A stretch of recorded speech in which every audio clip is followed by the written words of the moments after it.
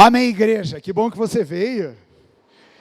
Hoje de manhã nós estávamos subindo da praia, Cristina e eu estava orando e pensando o seguinte: grandes manifestações da presença de Deus aconteceram no anonimato. Se você vai ver na palavra tantas experiências tremendas, né? Como por exemplo aquela que Moisés teve naquela sarça num deserto cuidando de ovelhas, ou então a experiência que Isaías teve quando ele entrou no templo e ali ele viu a glória de Deus, estava ele e a presença de Deus, ou então outras experiências que a palavra de Deus vai nos narrando, os pastores quando foram adorar a Jesus, né, que havia nascido em Belém, e aqueles anjos apareceram no campo. Todas essas são experiências do particular que a gente pode ter com o Senhor. Então que você busque isso, né? Que você busque ao Senhor no teu secreto, que você busque ao Senhor em qualquer situação, em qualquer circunstância, porque Deus quer de fato se manifestar na vida daqueles que o buscam. E que bom que a gente está aqui, estamos em mais do que 2 pessoas, né? O quórum mínimo, segundo Jesus, são 2, não é verdade? Onde estiverem 2 ou 3, ali eu estarei. Então já estamos em mais, glória a Deus.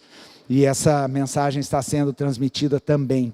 Gente, vamos orar pela nossa nação, né? Nesses dias. Estava lembrando, quando Cristina e eu fazíamos parte da missão, e a gente saía todas as 4 noites de carnaval lá no Rio de Janeiro, na Marquês de Sapucaí, ali nas redondezas, e ali a gente ficava a noite inteira evangelizando. Chegávamos mais ou menos 8, 9 horas da noite e saíamos às 4h30, 5 horas da manhã. E eu me lembrei, enquanto eu orava aqui, de muitas experiências poderosas, de Deus salvando pessoas assim, de formas sobrenaturais, né? Que coisa maravilhosa. E a Igreja de Jesus está nas ruas, né? Eu sei de Jocum, que está aqui nessa região do litoral do Paraná, eu sei da Jocum Monte de Almirante, que está lá por São Francisco do Sul, Rio de Janeiro com certeza está tendo evangelismo, as grandes cidades, BH também sempre acontece. Então a igreja está se levantando nesses dias para anunciar quem é o rei, anunciar salvação, anunciar que ainda há oportunidade, né, de experimentar a graça de Deus. E nós estamos começando um novo mês, né, como a Carol falou, bem-vindo a março. E já estamos no dia 2, hein, cuidado que daqui a pouco ele já está chegando no fim. Mês de março começou, e junto com o mês de março, uma nova série de mensagens. E neste mês a gente vai trabalhar esse tema, viver a plenitude, que tem a ver com o nosso tema do ano, ok? E por que eu deixei esse tema para março? Porque primeiro nós precisávamos ajustar a questão da nossa identidade, né? Em janeiro, aqueles que lembram lá de janeiro, né? Nos domingos de janeiro eu preguei sobre, em 2025 eu vou viver, ok? E daí o último domingo, que foi o lançamento do ano, eu preguei sobre, em 2025 eu vou viver a plenitude. Daí a gente deu um breakzinho, né? E fomos falar sobre a identidade, porque é muito importante a gente saber quem a gente é, para a gente poder desfrutar dessa plenitude e também, obviamente, entendermos o nosso propósito. Então hoje nós começamos essa série de mensagens, e esse mês de março nós estamos sendo privilegiados, porque serão 5 domingos, ok? Encerraremos o mês de março num domingo, baseado nesse tema. O texto que a gente recortou para este mês é para que sejam cheios da plenitude de Deus. Efésios 3:19. Para que sejam cheios da plenitude de Deus. Ok. Queridos, eu confesso para vocês que a minha mente ela fica fervendo, né? E esta semana e nas semanas anteriores, já pensando e preparando a respeito dessa mensagem, eu fui tentando entender mais profundamente o que significa viver essa plenitude. Porque quando a gente fala de plenitude, a gente às vezes pode até entender o conceito, né? É uma expressão gospel, né? Viver a plenitude, vida em abundância. Jesus veio para que a gente tenha vida e vida em abundância. Mas o que eu tenho me perguntado é o que isso de fato significa. O que é viver esta plenitude? Essa é a primeira pergunta que eu faço. O que é viver essa plenitude? Isso parece ser um conceito tão subjetivo, né? Uma coisa assim. E eu garanto, não vou arriscar, mas eu garanto que se eu perguntasse aqui, você está vivendo a plenitude em todas as áreas da tua vida? Talvez a gente tivesse um ou dois corajosos que levantasse o braço e olha lá. Por quê? Porque a gente sabe que é um conceito muito profundo, né? Plenitude, aquilo que é completo, aquilo que é pleno, tem a ver também com abundância, conforme o texto lá de João 10:10. E eu falei lá na mensagem que eu preguei em janeiro, que plenitude, segundo o dicionário, é a condição daquilo que está completo, inteiro, sem espaço algum. E daí, pensando nesse conceito, certamente você vai dizer, então eu acho que eu não estou nessa plenitude. Ainda tem algum espacinho, coisas para serem preenchidas. Mas eu não quero que isso seja simplesmente aquele conceito cristão que a gente tem e que a gente fala de vida abundante, vida plena, só que a gente está a milhas de distância de viver isso. Porque senão a gente começa a falar que a Bíblia, na verdade, ela não é exatamente uma verdade. Jesus fala que Ele veio para a gente viver vida plena, né? Eu vim para lhes dar vida, uma vida plena que satisfaz. Eu vim para dar vida abundante, né? Todos os espaços da nossa vida preenchidos em Jesus. Mas aí a gente fala, mas ainda não deu. E tem muita coisa que a gente lê na Bíblia, que a gente fica pensando que a gente só vai viver no céu.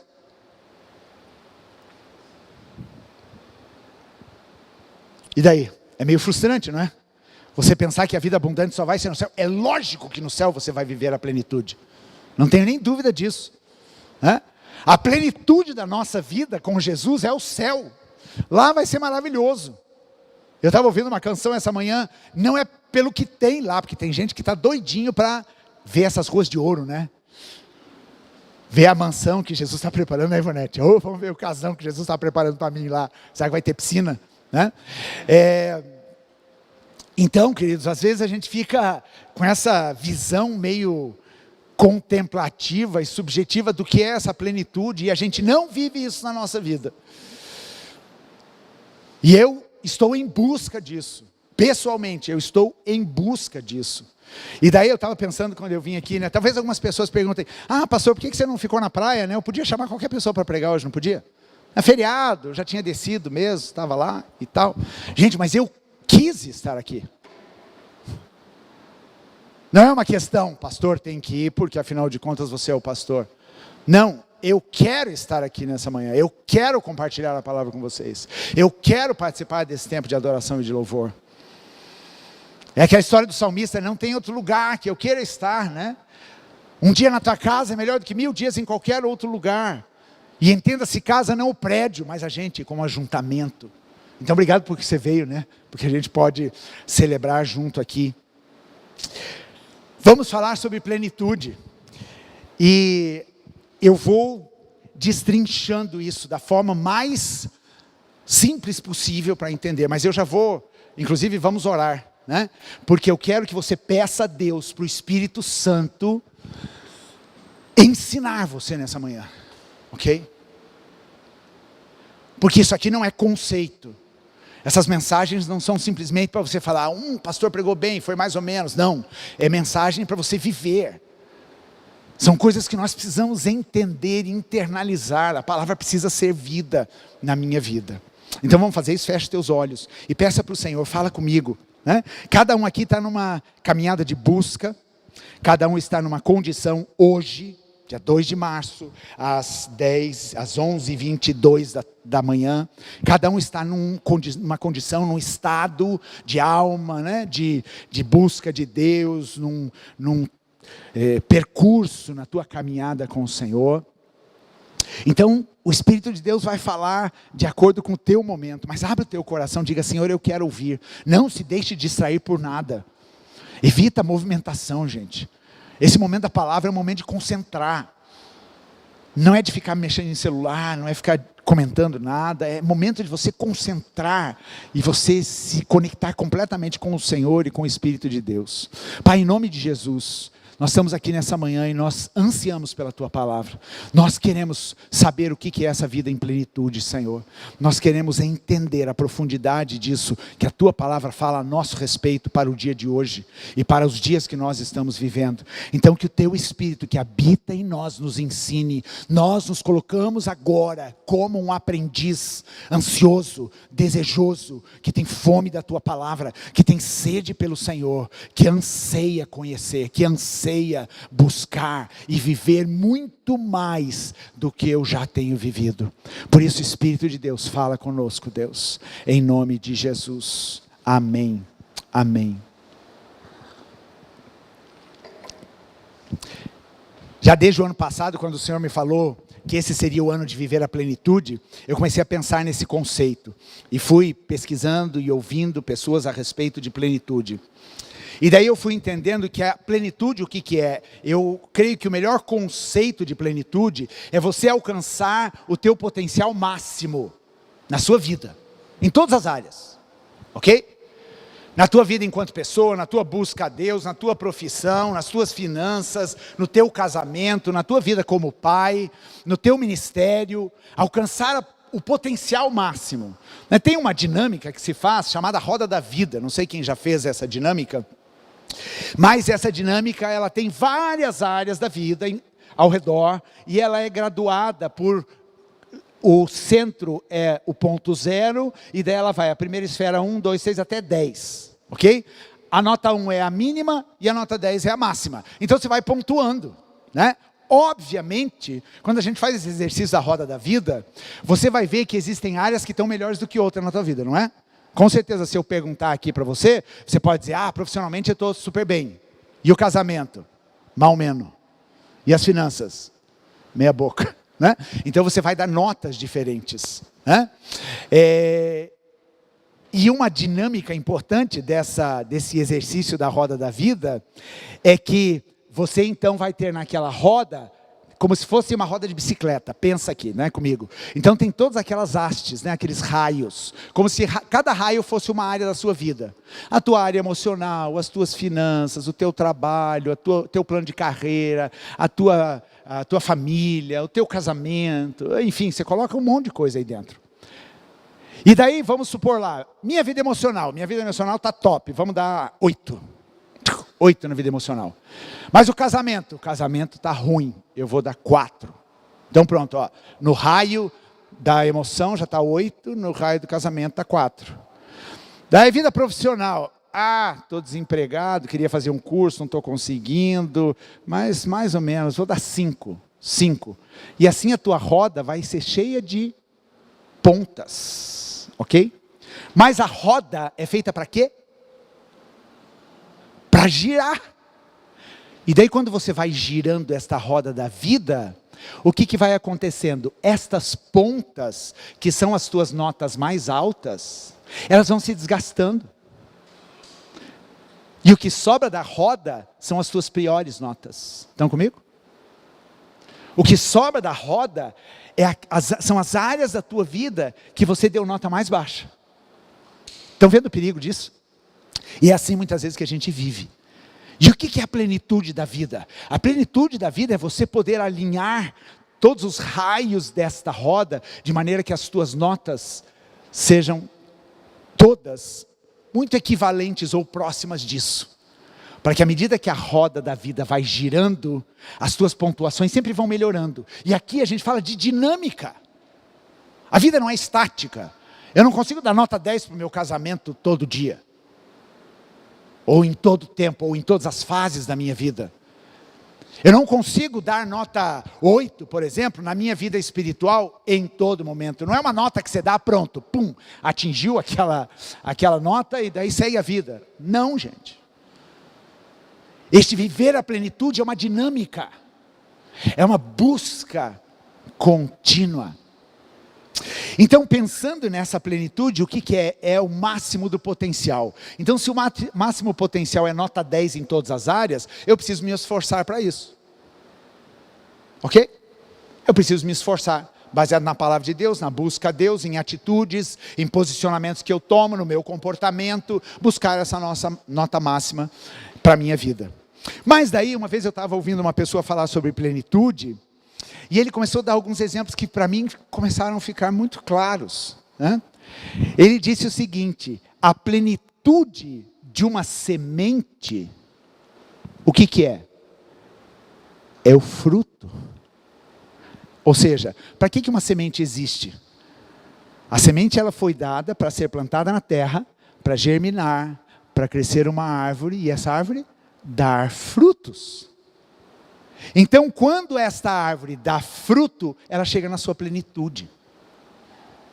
Mas ainda existem diferenças na plenitude, porque eu lembro no outro espaço que a gente estava ali no centro cívico, no vizinho ali tinha uma laranjeira.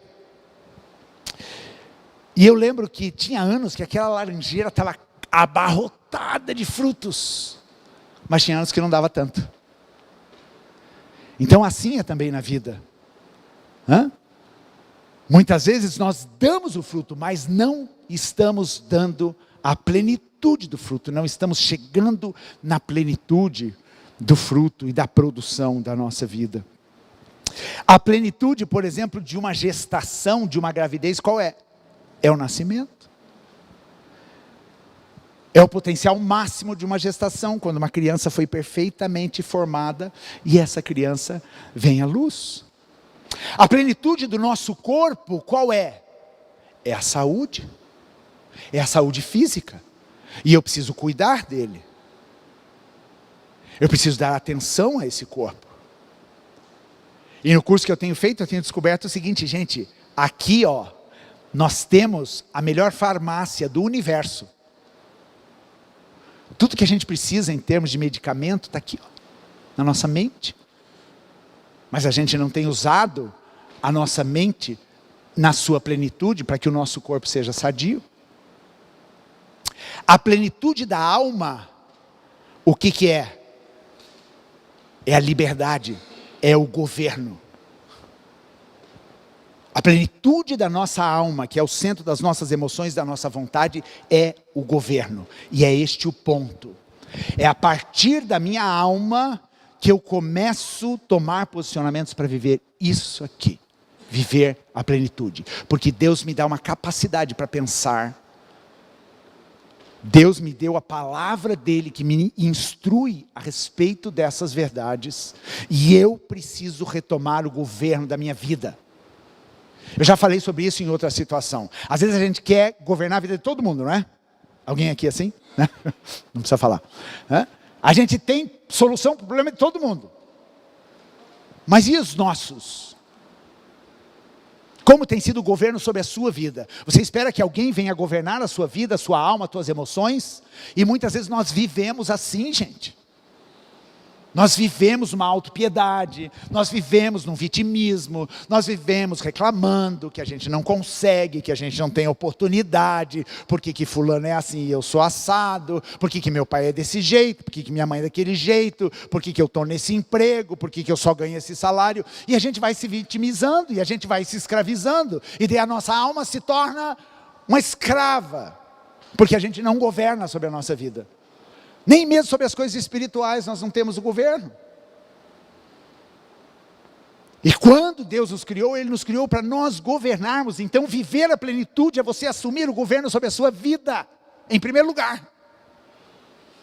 Se você consegue viver o governo sobre a sua vida, você vai viver a plenitude. E daí Deus vai te dar condições para você exercer governos em outras áreas da sua vida e você ser um testemunho. Agora o que é mais forte de tudo isso é que, baseado na palavra de Deus, e a gente vai ver isso mais para frente, a plenitude da humanidade, do homem e da mulher, sabe qual é? É Cristo. E a gente já viu semana passada sobre isso, sobre buscarmos ser parecidos com Jesus. A minha plenitude é me tornar parecido com Jesus cada dia da minha vida. Aqui que está a minha plenitude, aqui que está a minha busca. Então a gente pode de novo resumir nesse conceito que eu não quero que você esqueça, que plenitude é alcançar o máximo do seu potencial em todas as áreas. O máximo do seu potencial é frutificar, o máximo do teu potencial é você gerar filhos espirituais, vamos colocar assim. O máximo do teu potencial é você se assemelhar a Cristo. O máximo do teu potencial é você governar a sua vida. E por meio do Espírito de Deus, Ele governar plenamente a sua alma e o seu corpo.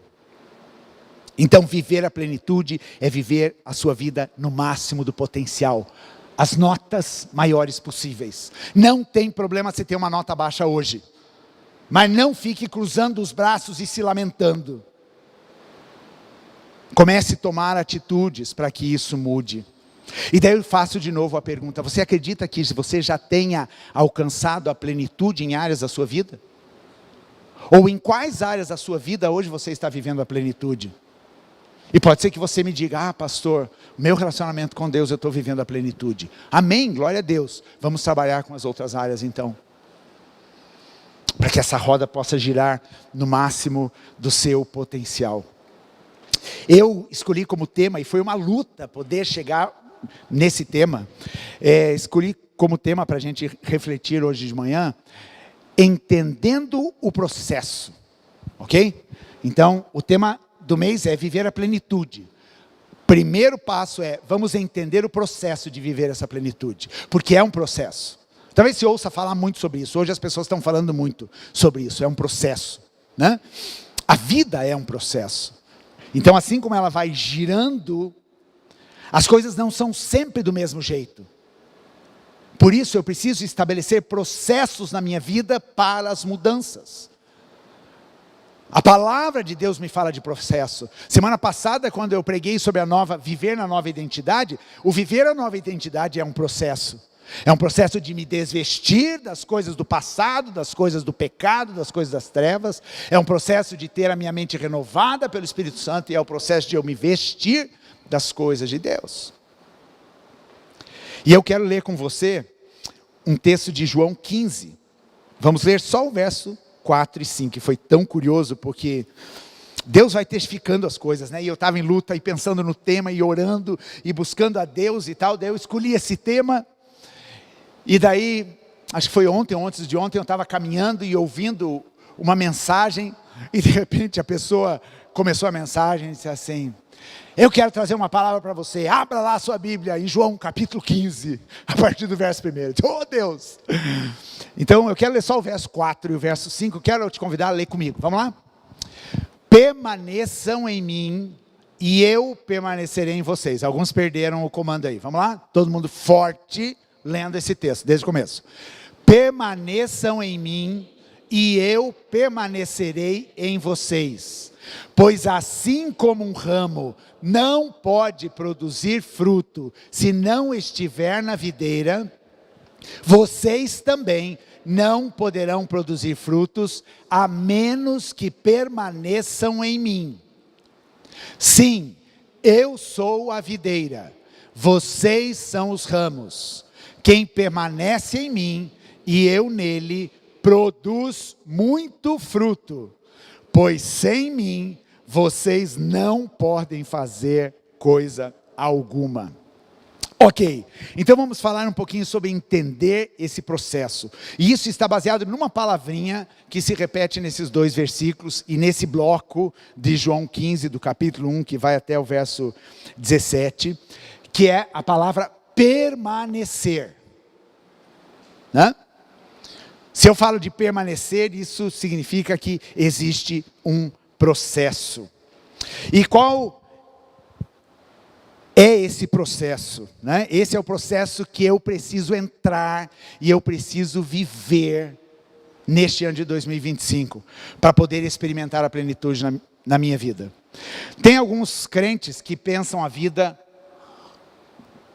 com Jesus, tipo aqueles filmes da Disney, da fada madrinha, tá?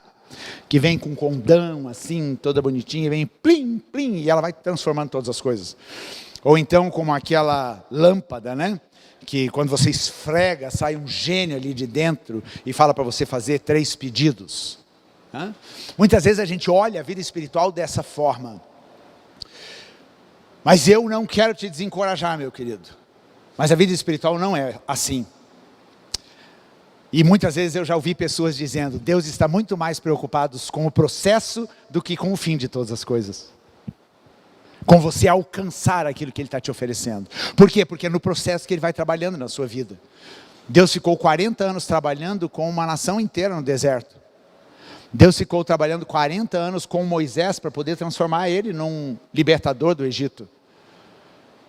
Deus trabalhou com Jesus 30 anos para ele começar o ministério. Jesus não nasceu pronto. Hebreus vai dizer que ele aprendeu a obediência pelas coisas que ele sofreu. Processo.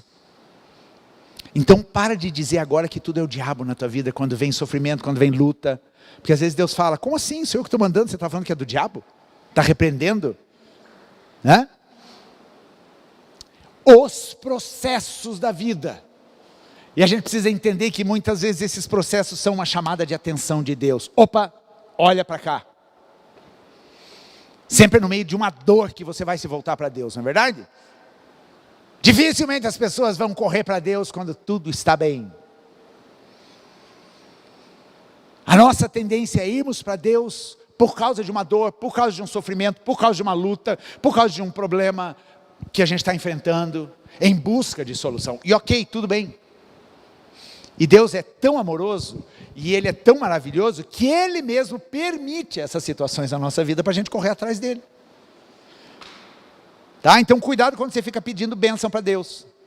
Porque às vezes a bênção pode te afastar dEle. Se você não é uma pessoa madura, que experimenta a plenitude, a bênção de Deus pode te fazer tropeçar. A bênção de Deus pode te afastar do abençoador. E não é difícil isso. Quantas pessoas alcançaram uma bênção da parte de Deus, e de repente, vazam. Porque aquilo que elas queriam, elas já têm em mãos. Então, elas preferem seguir assim. A plenitude não é o ponto final das coisas. A plenitude é o processo que a gente vive. Plenitude é você estar sendo cheio, sendo completado, que nem uma caixa d'água, né? Que a água vai subindo, subindo, subindo, até atingir a plenitude. A plenitude está no processo também da nossa busca. E a plenitude tem a ver com cada fase da minha vida. Por isso que eu não posso só buscar a Deus em X momento, ou naquele momento da minha história. Eu preciso buscar a Deus em todo o tempo. Eu confesso que me dá uns negócios quando eu fico ouvindo testemunho de crente.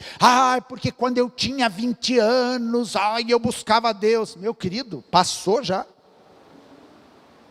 Já venceu essa parada. Pode ser que você tenha vivido a tua plenitude lá, mas e hoje? É hoje que me interessa. É hoje que interessa diante de Deus. Então, em cada fase da vida, eu viver a plenitude.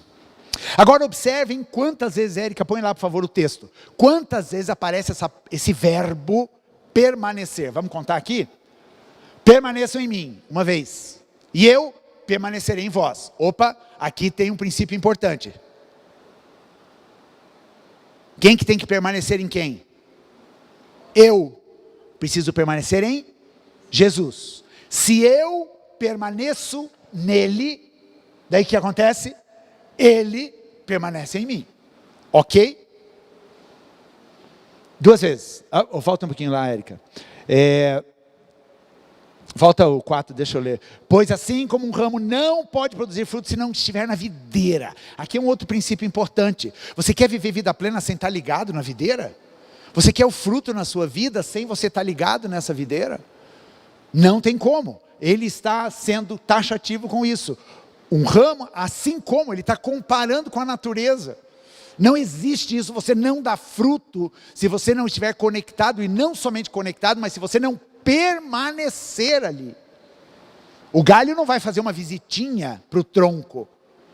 O galho habita naquele lugar, ele está colado naquele lugar, e o fruto acaba sendo uma consequência. Na sequência agora, aparece o terceiro permanecer, né? Vocês também não poderão produzir frutos a menos que permaneçam em mim. Terceira vez. E no verso 5 aparece mais uma vez. Sim, eu sou a videira, vocês são os ramos. Quem permanece em mim e eu nele produz muito fruto, pois sem mim vocês não podem fazer coisa alguma. Aqui então outros 2 princípios importantes. Jesus diz: aquele que permanece em mim e eu nele produz muito fruto. Quem não permanece não produz fruto. É a lei da natureza. Pois sem mim vocês não podem fazer coisa alguma. Estão entendendo? Por que eu preciso permanecer? Tem crente que tem uma vida com Deus assim, tipo, eu vou buscar Deus no quarto secreto, de repente eu quebro o galho ali, vou viver minha vida, né? E não estou permanecendo mais, porque permanecer fala de vida, fala de continuidade, não fala de um momento. Eu estou permanecendo em Jesus desde que eu me converti há 45 anos atrás. Isso é permanecer, é estar na presença, é buscar. E esse verbo aqui, esses verbos estão no imperativo, ok? Ou seja, não é uma possibilidade, é uma ordem para aquele que deseja de fato produzir muito fruto. Mas o resultado de permanecer é que você vai produzir muito fruto. E pode ser que esse fruto não nasça amanhã, ok? Mas você precisa permanecer. O que acontece é que a gente permanece 1 dia, 2 dias, 3 dias, estou cansando, não aguento mais, deixa.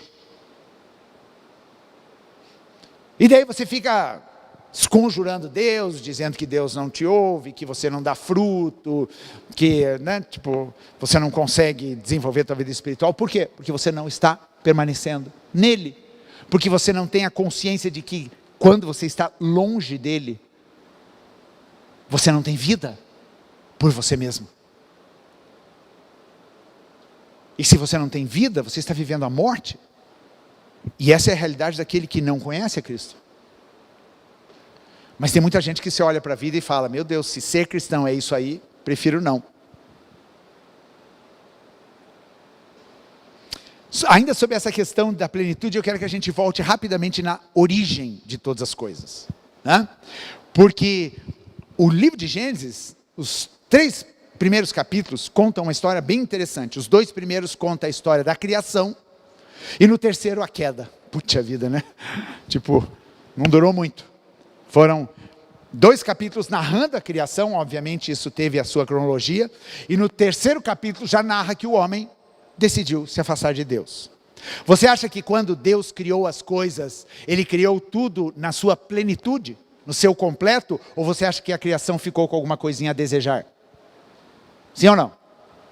Não. Como que a gente sabe isso pela palavra? No final de cada dia, o que diz? E Deus viu que era bom. Deus viu que era bom, ok, saiu conforme o combinado, plenitude, não falta mais nada. E daí Deus foi criando cada dia uma coisa, e eu vou passar rapidamente aqui nesses dias. Primeiro dia ele criou o quê? O dia e a noite, ele separou o dia e noite. Segundo dia, ele separou a água da terra seca. Então já tem dia e noite, já tem terra seca e água. Terceiro dia, ele criou tudo que cresce, as plantas, os vegetais. No quarto dia, Deus criou os luminares. E olha que coisa interessante quando eu estava lendo esse texto, gente. Ele criou o sol, para quê? Para governar o dia. E ele criou a lua para governar a noite.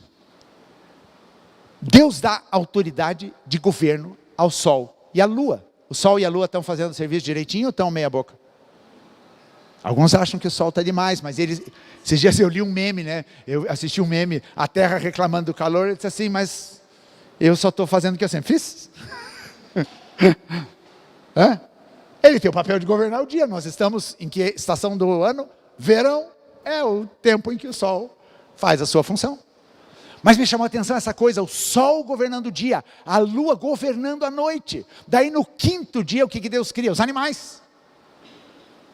E olha que interessante, quando ele cria as árvores e os vegetais, ele diz, e ele colocou sementes, para que dessas sementes viessem o fruto.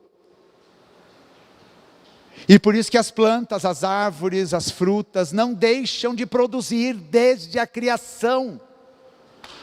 Já imaginou se todas as árvores frutíferas, por algum erro dos comandos do governo sobrenatural, parassem de frutificar? Não tem mais fruto. Até esses dias eu estava pensando, né? Estão tirando as sementes das frutas. Para quê? Para facilitar a vida para a gente comer. Mas daí? Se você tira a semente, aquela fruta não reproduz mais. Tudo isso tem a ver com plenitude de Deus. Olha a terra, olha tudo aquilo que ela produz, olha os animais, olha como os animais se reproduzem. O mundo fala de plenitude. Olha o Salmo 89, 11, esse salmo estava lá nos 21 dias de jejum e oração. Esse salmo diz assim, teu é o céu e tua é a terra. Cadê, Érica? Salmo 89, 11.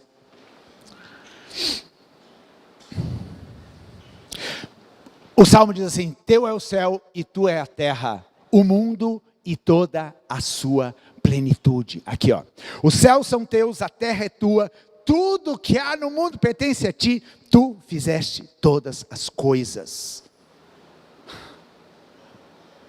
Tudo que há no mundo pertence a ti, está debaixo do seu controle. Numa outra tradução fala, teus são os céus, tu é a terra, o mundo e toda a sua plenitude. O mundo que eu vejo ao meu redor fala de plenitude. Daí chegou o sexto dia da criação. O que Deus criou no sexto dia? Olha para o lado. Então, criou essa pessoa que está do teu lado. Ele criou o homem e a mulher. Sexto dia. Então quer dizer, Deus preparou toda a terra. Deus encheu a terra da plenitude. Deus colocou sementes nos animais para procriarem. Deus colocou semente nas árvores para procriarem. Fez um jardim lindo, maravilhoso. E daí ele criou aquele que seria a sua imagem e semelhança, o homem e a mulher. Sexto dia. A coroa da criação.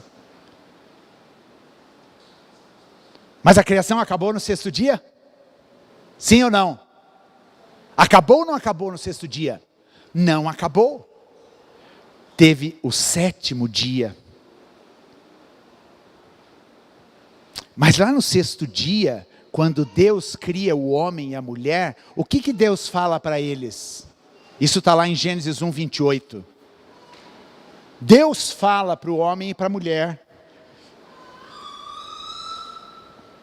Então Deus os abençoou e disse, sejam férteis e multipliquem-se. Por quê? Porque existe semente dentro do homem. E quando essa semente é plantada, há multiplicação. E a multiplicação é um resultado da plenitude. Quem vive a plenitude se multiplica e nunca falta, vive a abundância. E daí continuando no versículo ele vai dizer, encham e governem a terra. Deus dá ao homem e à mulher este poder do governo sobre todas as coisas. Existem coisas que o homem não tem o governo, que é a vida no universo. Isso está sob o governo do Senhor. Mas tudo aquilo que Deus plantou nesse mundo, Ele deu ao homem a autoridade de governar, de cuidar, de multiplicar, de fazer produzir. Agora uma coisa curiosa aqui, é que chega o sétimo dia. E o que aconteceu no sétimo dia? O que aconteceu no sétimo dia? Deus descansou. Por quê? Porque ele ficou cansado do trabalho? Não. O descanso, o Shabá do 7º dia da criação, sabe o que é? É o desfrute. Deus disse assim, eu criei tudo perfeito. Todos os dias ele falou que ele viu que era bom aquilo que ele estava sendo criado, que tinha sido criado. Mas no 6º dia, quando ele criou o homem e a mulher, e ele disse, e viu Deus que era muito bom. E daí ele deu toda a plenitude para o homem e para a mulher, governem esse paraíso, essa coisa maravilhosa. E no 7º dia ele descansou, ou seja, ele ensinou para a gente o que é viver a plenitude. Viver a plenitude é descansar. Viver a plenitude é desfrutar daquilo que Deus coloca na sua vida. Quando os raios da tua roda estão todos ajustados, você aprende a desfrutar da vida, coisa que a gente não sabe. Se você não desfruta, você está longe de viver a plenitude. Sabe aquela coisa, sempre a reclamação, é meu trabalho, estou esgotado. Gente, crente não pode falar esse tipo de coisa. Estou com a agenda cheia. Não tenho tempo. Vigília não dá. Se você está falando desse jeito, significa que você não está desfrutando da vida. E se você não está desfrutando da vida, é porque você não está vivendo a plenitude. Dói, né? Mas o 7º dia Deus descansou. E aqui o Shabá, ele não é o sábado. Aqui o Shabá é o conceito do descanso, de Deus olhar e Ele admirar essa obra. Olha só o que eu criei. E eu criei ainda o homem e a mulher, a minha imagem e semelhança, e eu posso desfrutar dele. Ou seja, o homem não trabalhava que nem um desesperado, que nem um alucinado. O homem desfrutava daquilo que Deus deu para ele. E Deus desfrutava da comunhão com esse homem. Isso é vida plena. Se eu não tenho desfrute na minha vida com Deus, daí não tem área da minha vida que eu possa estar vivendo a plenitude. Porque o começo desse processo de viver a plenitude é a minha vida com Deus. Vai ajustar o teu relacionamento com Deus. A gente fica tentando consertar todas as áreas da nossa vida, mas a gente não conserta o mais importante, que é a nossa comunhão, que é a nossa busca. Daí o que aconteceu? Entrou o pecado e o pecado destruiu com tudo. A humanidade decaiu da graça e deixou de viver a plenitude da vida. Você olha por aí hoje na rua, noticiários, a conversa que você tem com teus vizinhos, o assunto é, estou desfrutando da vida? Minha vida está uma bênção? Eu estou vivendo plenitude? Longe disso. Nós precisamos viver isso para a gente ser uma testemunha e falar, vem cá, vem viver a vida com Deus, olha aqui, olha o que é viver com o Senhor. E daí o que acontece? Vem Jesus, e Jesus vai restaurar esse estado original. Jesus vai nos ensinar de novo a assumirmos esse governo sobre a nossa vida, sobre as coisas que estão tudo estrambelhadas. Jesus vai me ensinar pela palavra dele o que é a vida nele. Jesus vai dizer, eu vim para que você tenha vida abundante. E isso não é amanhã, mês que vem, quando eu casar, ou quando eu me aposentar. Mas é hoje. Vida abundante flui daquele que está em Cristo Jesus. E como eu falei já isso naquela mensagem do dia 26 de janeiro, isto não é uma promessa. Isso é uma verdade. E você tem que se mergulhar nisso. Você tem que entender esse processo e você tem que entrar nele. Agora eu vou falar de 4 passos desse processo e vou ser bem rápido, porque a gente vai ter o mês inteiro para trabalhar sobre isso. Este processo precisa começar com arrependimento. Me arrepender porque o meu casamento não está bem. E porque eu tenho falhado. Não porque o meu cônjuge tem falhado. Me arrepender porque a minha vida financeira está um caos. Não porque Deus me abençoa, mas porque eu não estou sendo um bom mordomo daquilo que Deus me dá. Reconhecer que a minha saúde está caindo aos pedaços. Não porque Deus me colocou uma doença. Não, é porque você não cuida do teu corpo. E a gente começar a assumir, se arrepender daquilo que a gente fez e assumir o governo. O que foi que aconteceu que o homem e a mulher perderam o governo? Qual foi o pecado que fez o homem e a mulher perder o governo? Orgulho e autossuficiência. Eu dou conta. Eu dou conta de reger a minha vida. Isso é orgulho. E assim muita gente está vivendo, não é? Você vai aos trancos e barrancos. Eu dou conta. Vai se arrepender. Arrependimento é a porta de acesso para você começar a viver vida plena. Reconhece que você não consegue. O próprio Jesus diz lá em João 15:5, sem mim, vocês não conseguem nada, vocês não têm vida. E daí a gente fica tentando resolver as nossas vidas sem colocar Jesus no centro, no governo, no eixo de todas as coisas. Não tem como, meu querido. Não tem como. Se arrependa. Se arrependa até daquelas condições de que às vezes você fala, tá bom, mas podia ser melhor. Tá bom, mas eu gostaria de ter isso mudado na minha vida. Isso quebra com o meu orgulho. Segundo passo, permanecer em Cristo. É o que o texto nos diz. É um processo, permaneça. Está tudo bem, está cantando vitória, dando glória a Deus, permaneça. Está na luta, está na provação, não está vendo as coisas acontecerem, permaneça. Está no deserto, está sendo perseguido, não vê Deus nas situações, permaneça. Permaneça.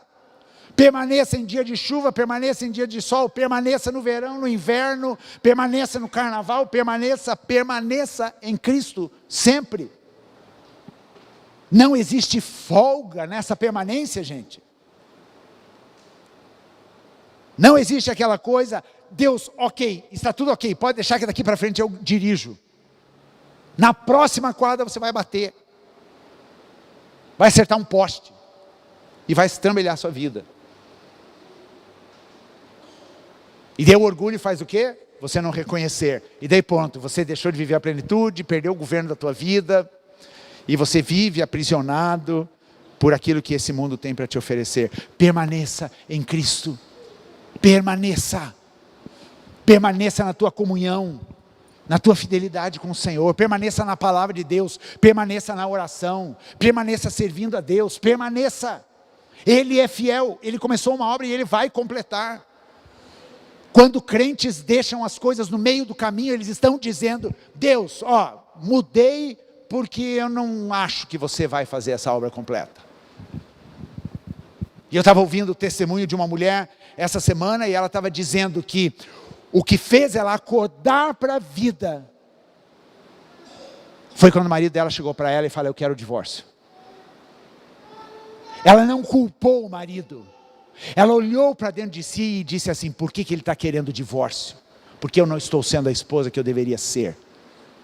E isso foi um gancho para ela começar a buscar a Deus, para ela se arrepender e para ela se humilhar. Terceiro passo, ter um coração obediente.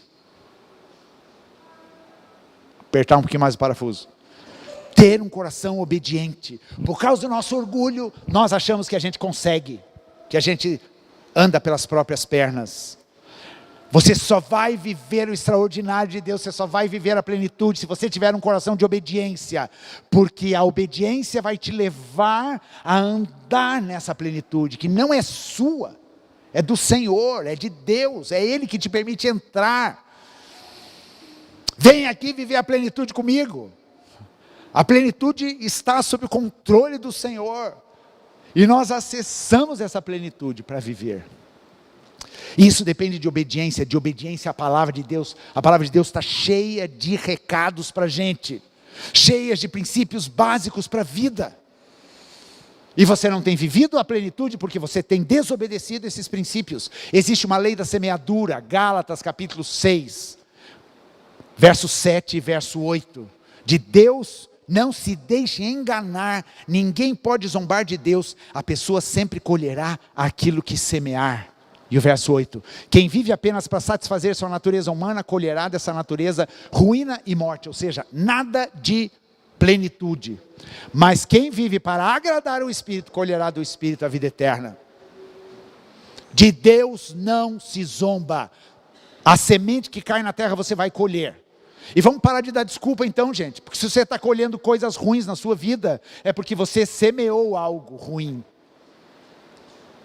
E a lei da semeadura simplesmente está funcionando.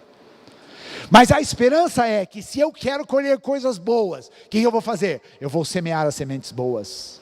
A semente de uma vida de plenitude. E essa é a decisão que a gente precisa tomar nesse ano. Só temos agora 10 meses. Mas nós podemos viver, porque Deus é o maior interessado para a gente viver essa plenitude. Vamos começar a selecionar as sementes que a gente planta na nossa vida. E vai vir uma colheita de plenitude, uma colheita farta na tua vida. Eu creio nisso porque Deus é fiel. E eu estou colhendo e quero colher ainda colheitas muito mais fartas na minha vida em todas as áreas. E por fim o quarto passo é acesse a fonte desta plenitude.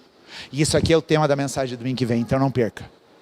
Acesse a fonte. Qual é a fonte da plenitude? Qual é a fonte da plenitude? E eu quero encerrar falando de algo que, gente, como eu disse, foi um turbilhão. E ontem à noite eu estava com a minha cabeça fervendo. E daí eu fui tomar banho. E Deus começou a me trazer outros textos na mente. E eu disse assim, meu Deus. Sabe por quê? Quando a gente fala dos 7 dias da criação, o número 7 na Bíblia fala do quê? Plenitude.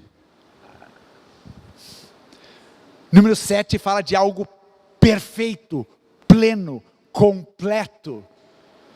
Não ficou uma agulha para ser criada, porque Deus fez tudo perfeito e pleno.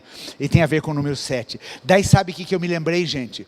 Eu me lembrei daquela passagem da multiplicação dos pães, que eu quero ler com vocês aqui. Vamos lá. Naqueles dias, Marcos 8:1. Outra grande multidão se reuniu. Essa é a segunda multiplicação dos pães. Teve a primeira e a segunda. As duas têm um sentido bem importante, mas eu escolhi essa aqui. A multidão se reuniu e mais uma vez o povo ficou sem comida. Jesus chamou os discípulos, ou seja, estavam vivendo plenitude? Não, estavam com fome. Jesus chamou os discípulos e disse, tenho compaixão dessa gente, estão aqui comigo há 3 dias e não tem mais nada para comer. Se eu os mandar embora com fome, desmaiarão no caminho. Alguns vieram de longe. Os discípulos disseram, como conseguiremos comida suficiente neste lugar deserto para alimentá-los? Jesus perguntou, quantos pães você tem? Atenção aqui, gente. Qual a resposta? 7 pães. O que o 7 representa? Plenitude. Jesus falou o quê? É o suficiente para alimentar essa multidão. 7 pães. Responderam eles. Verso 6. Então Jesus mandou todo o povo sentar-se no chão. Tomou os 7 pães. Agradeceu a Deus e os partiu em pedaços. Em seguida entregou-os aos discípulos que os distribuíram à multidão. Eles encontraram ainda alguns peixinhos. Ok, mas o foco aqui está nos pães. Então, não foi só pão. Teve pão e peixe, ó. O cardápio estava bom. Jesus também os abençoou e mandou que os discípulos os distribuíssem. Todos comeram à vontade. Depois os discípulos recolheram quantos cestos? 7 cestos grandes com as sobras. Naquele dia havia cerca de quantas pessoas? 4.000 homens. Multiplica por 2, possivelmente a grande maioria casado. Coloca mais 2 filhos. Você já tem quantos aí? Quase 12.000 pessoas. Que foram alimentadas. A partir dos 7 pães. Por Porque aquilo que foi oferecido para Jesus, quando Jesus olha aquilo, ele falou: aqui eu tenho a plenitude de tudo que precisa para essa multidão ser alimentada. E o último verso diz o quê? Em seguida, entrou com seus discípulos num barco e atravessou para a região de Dalmanuta. Tá, volta o 9, eu não li o 9, né, Érica? Naquele dia havia cerca de 4.000 homens na multidão. Após comerem, Jesus os mandou para sua casa. E eu quero encerrar aqui falando o seguinte para você, querido. A plenitude da fé é o sobrenatural. A plenitude da fé é o milagre. Quando Jesus olhou aqueles 7 pães, aliás, antes mesmo de olhar aqueles 7 pães, ele já disse para os discípulos: nós vamos dar de comer. Ele já imaginou toda aquela multidão sendo saciada. E daí, quando chegam os pães, eram 7 pães. E quantos cestos sobraram? 7 cestos cheios de pães. Estão entendendo o que Jesus está falando aqui? Eu vim para que vocês tenham vida. Tudo aquilo que está conectado comigo, tudo aquilo que eu abençoo, existe em plenitude. Preenche todos os espaços. Tudo que eu faço é completo e é pleno. Simplesmente confiem. Vamos ficar em pé. Eu quero que você responda a Deus. O pessoal do louvor vai subir, mas não se movimente agora. Continue nesse espírito. Querido, essa palavra é para mim e para você nessa manhã. E por aqueles que vão assistir essa mensagem aí pela internet. Pensa no poder desta plenitude que está em Cristo Jesus. Entenda o processo que você precisa passar. Olha para aquelas áreas onde você quer viver a plenitude de Deus.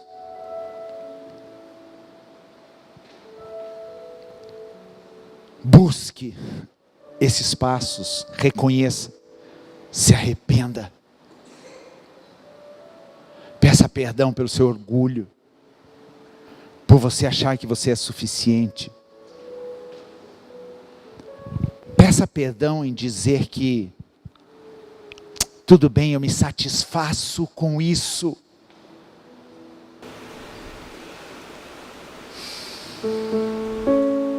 Deus não quer que você se satisfaça com migalhas. O que Deus tem para mim e para você é de sobra.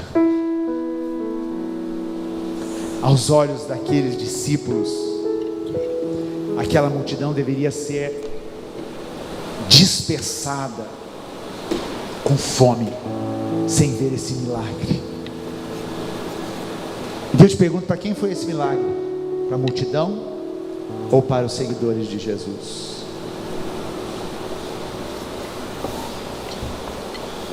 Isso tudo foi para Jesus ensinar para aqueles que o estavam seguindo o que é a plenitude daquele que tem fé. Se arrependa, se humilhe, permaneça em Jesus, não abandone por nada. Ainda estamos nos primeiros dias deste ano, 60 dias, ou melhor, 58 dias já passaram, 60 com hoje. Mas ainda é tempo de você permanecer, de você buscar, de você priorizar, de você colocar Jesus no centro da sua vida, de você parar de ficar correndo atrás do vento, dos teus planos, dos teus projetos, das tuas vontades. Para de ficar se desgastando com tantas coisas sem saber o que é desfrutar a vida abundante que Deus te dá. Se você não desfruta, você não está vivendo a plenitude, meu irmão. Busca, permaneça no Senhor, permaneça em Cristo. Declara isso todo dia: Senhor, sem o Senhor eu não consigo fazer nada. Sem o Senhor eu não tenho vida, mas no Senhor, quando eu permaneço em Ti, você permanece em mim, e eu produzo muito fruto, porque há plenitude na minha vida quando eu permaneço naquele que é a fonte de toda a plenitude. E tenha um coração obediente ao Senhor. Faça aquilo que Ele te pediu. Faça aquilo que o Senhor te pediu. Ainda ontem Deus me falou o seguinte: ore para que as pessoas possam compreender essas verdades por meio da fé.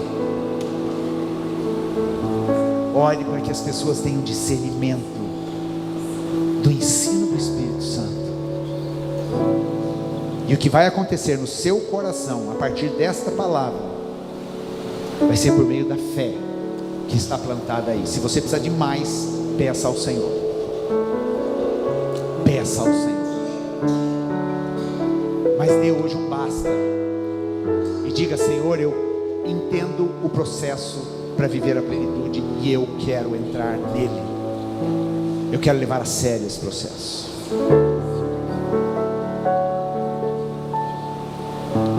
Pai querido, obrigado, Jesus.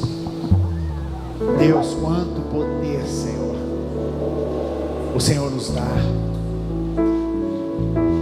Quanto poder o Senhor conquistou ali naquela cruz.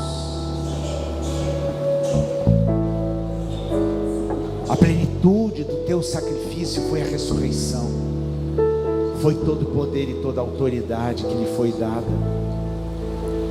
A plenitude da tua obediência foi o nome que você recebeu, o nome que está acima de todo nome, o governo sobre todas as coisas. Obrigado, Senhor.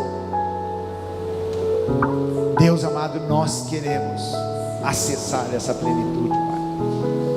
Nós queremos entender esse processo e entrarmos nele, Pai. É simples, é poderoso, mas exige quebrantamento, exige humilhação, exige o render-se ao Senhor. Eu quero trocar meu orgulho pela humilhação. Eu quero trocar a minha autossuficiência pela dependência do Senhor.